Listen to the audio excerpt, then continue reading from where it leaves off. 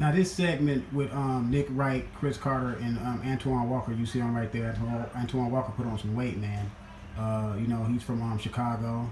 I remember when he came out of Chicago and went to Kentucky. One of the best high school players coming out that year. He only played 1 year in Kentucky, and then he went to the NBA and got drafted by the Boston Celtics. But what caught me really in this segment right here, they were talking about LeBron James and his supporting cast on how they're not playing well. And Nick Wright is going to point out that LeBron James, for the first time, I guess, in the first round or something like that, because Nick Wright, he has all these categories and these numbers, that a guy carried his team through the first round without having a 20-point score. So let's see what they say about it. I'm gonna give you my take. Two big games tonight. One of them later than the other one. Let's talk about the earlier one first. How about that? Barely rested after barely winning Game 7. What's wrong, CC?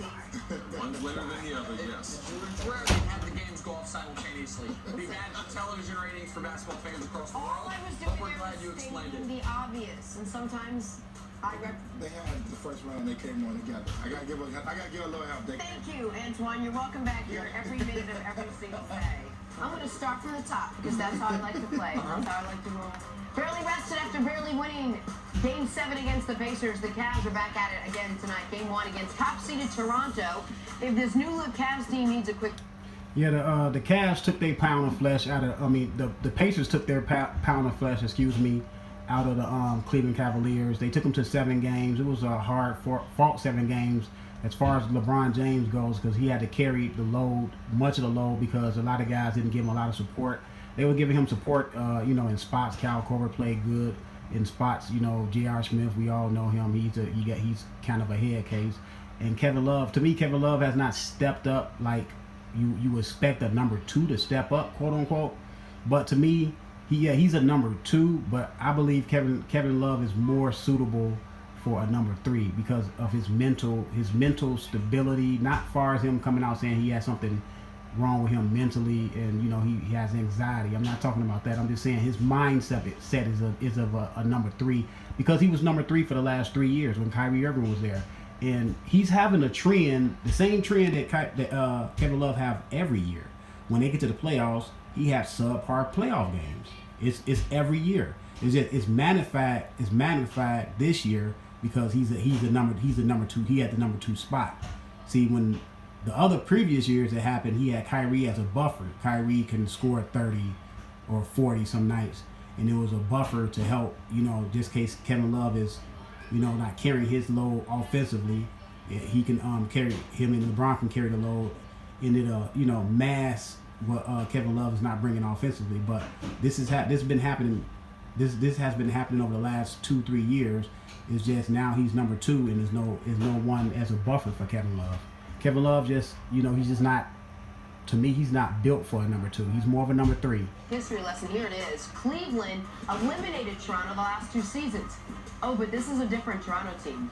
Oh, this is a very different Cleveland team. Antoine, what's the key to LeBron and the Cavs advancing past the Raptors? Well, as a whole, they got to play better. He's going to have to get some support. I don't think he wants to have another series where he has to...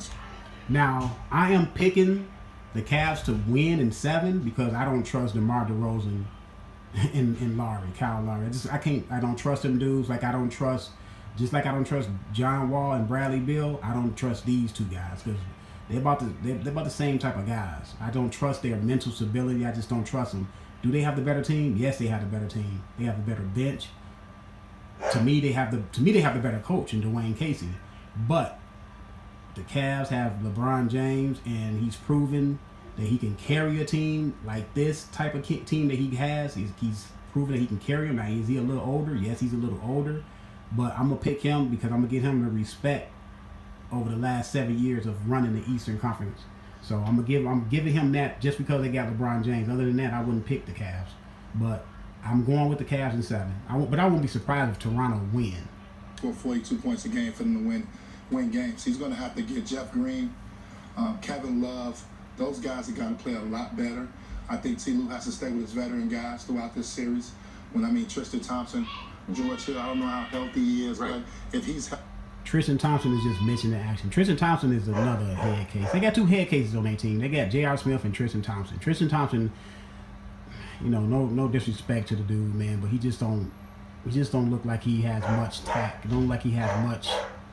It is what it is, man. You could just look at the man's face and look like he's spaced out, like he's not part of the world, not part of the world, or have his mind on basketball. He has his mind on other things. I don't think you play him a lot more. And you stay with your veteran guys. I mean, you have to try to, especially steal one in Toronto, which is going to be very difficult to do.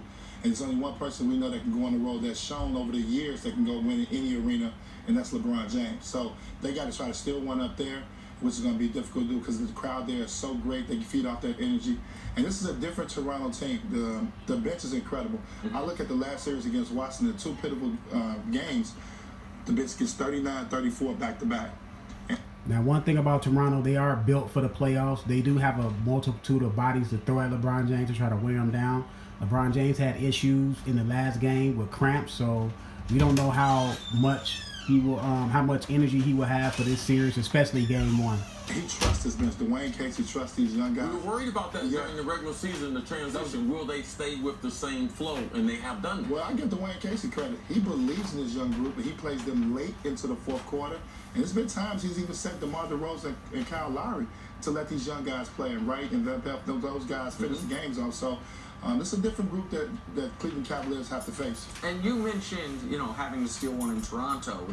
LeBron's played 13 game ones on the road. He's only 2-11 in those games. Like, we know that over the last decade, LeBron's won at least one road game in every Eastern Conference playoff series he's had. And one thing fans should know, too, when you're on the road like that, because LeBron has never been the 4th seed, he's typically been a 1 or 2 seed. Mm-hmm. If you go on the road, the team is a... He's never had he's never been a he hasn't been a 4th seed. Well, he's never been a 4th seed in the playoffs. I don't believe he's ever been a 4th seed.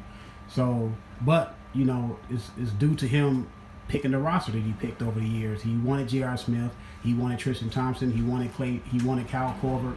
So then they had to blow everybody up. He went to go recruit Derrick Rose. He wanted Derrick Rose on the team. So they had to blow that up, and he wanted his good friend Dwayne Wade. So the product of their record and their seeding is a product of what LeBron James wanted. So I don't give him no excuses. I'm not giving him no excuses. No, he wanted that team. It didn't work out.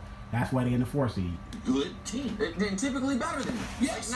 Last year, people didn't think Boston was better than Cleveland in round one, in the Eastern Conference Finals, pardon me. And that was one of the times, actually, when I say 2-11, that was one of the 2 wins where they had in game 1 on the road. But historically, game 1s on the road have not been friendly to LeBron. They're not friendly to most players for that matter. But that's why, and I know C and I guess we just are disagreeing. We'll see what happens tonight. You seem to believe it is more likely that Kevin Love continue what he looked like in round 1 than look like what he looked like throughout the entirety of the regular season. No, he didn't look great. He looked in spurts. He started the season looking good. Mm-hmm. Middle of the season. Now, I agree with Chris Carter. He was looking good before. To me, he was looking good, before they put Isaiah Thomas back in the lineup. And then he just started struggling for some reason because Isaiah Thomas was trying to be number 2. So he was struggling mentally because Kevin Love was kind of settled into that number 2. And when Isaiah Thomas came, he kind of had to take a step back mentally. And it messed with him mentally. And then he went through the whole, anxiety thing and all that stuff. But, it's important. I'm happy he's getting help for that. But like Chris Carter said, he was playing in spurts. Now, what Nick Wright is alluding to is you think Kevin Love like I said, Kevin Love has had a history in the playoffs of dropping off for some reason since he's been with the Cavs. This is nothing new. It's just magnified because Kyrie is not there as a buffer to get 30 or get 40 when you need it, when you need somebody to get it. He's been playing. Kevin Love has had a history of playing like this. But see, Nick Wright is trying to say, well, do you think Kevin Love's... Yeah, because I think he's going to play like this because he's been playing like this.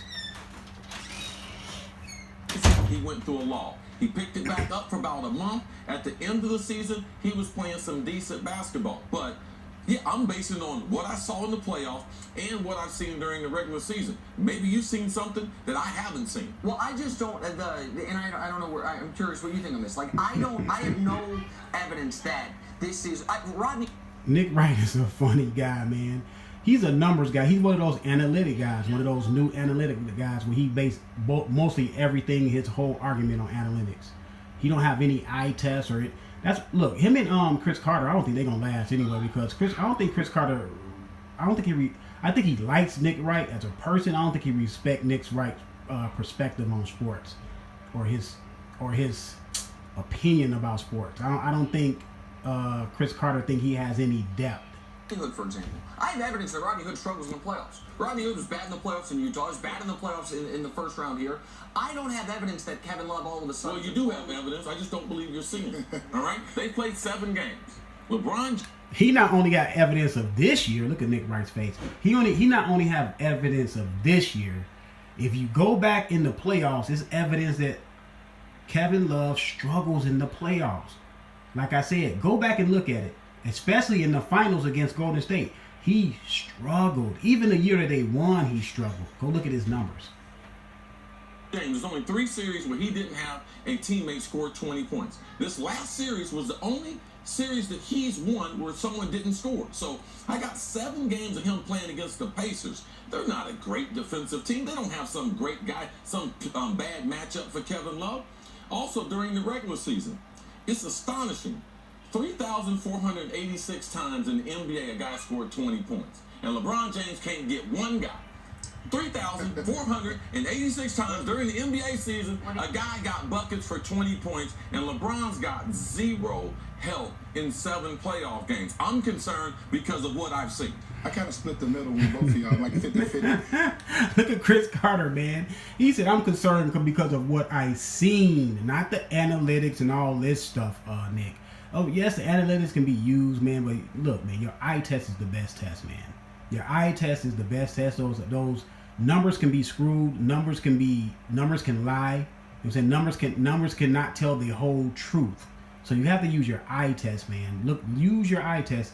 You know, if you can't use your eye test, I think Nick Wright don't have an eye test. That's why I think he just go by the numbers, because he just don't believe what his eyes tell him, or he can't read what his eyes tell him, or whatever. Maybe he learns different. But like I said, Chris Carter has called him out because Nick Wright is a heavy LeBron James fan, and it comes out in these debates, comes out in these arguments. And Chris Carter one day said, "See, you're rooting as a fan. I'm just looking at the game, hoping it's a good game." Kevin Love is an all-star. You're not a complimentary player. So you have to get 20. They rely on you to get 20, 25. He has to figure out a way to get himself going. One thing I want to see LeBron do is defer to Kevin Love early. If the game is not out... Kevin Love needs to get in the post. LeBron James needs to get in the post. LeBron, look, he wouldn't be cramping and all this tired stuff if he wouldn't run up and down the court like he's 25, 26, 27 years old. He's not a young man anymore. He needs to get in the post and play a veteran's game. Yes, he can still do some running, but he needs to be 65 to 70% of chance in the post, getting guys in foul trouble. I don't understand why him and Kevin Love don't get in the post. They need to get in the post. They need post presence. Kevin Love can stretch out and shoot threes sometimes, and LeBron James can do his little thing on the perimeter and run up and down the court. But these guys need to get in the post. I don't understand, where has the post up game gone in the NBA? You're more efficient in the post. Guys collapse. You can get Rodney Hood and all those Kyle Korver and them open threes from the post. Period. You can do that. The three-point shot is so prevalent today. It's the worst shot on the basketball court. The only 2 people in the NBA who I would give a green light to shooting a 3 is Klay Thompson and Steph Curry. That's it. All these other guys, they wouldn't have a green light. They shooting too many threes, and it's just killing offensive creativity. Period. And I'm out, man. Y'all subscribe to the channel. Let me know what y'all think about it.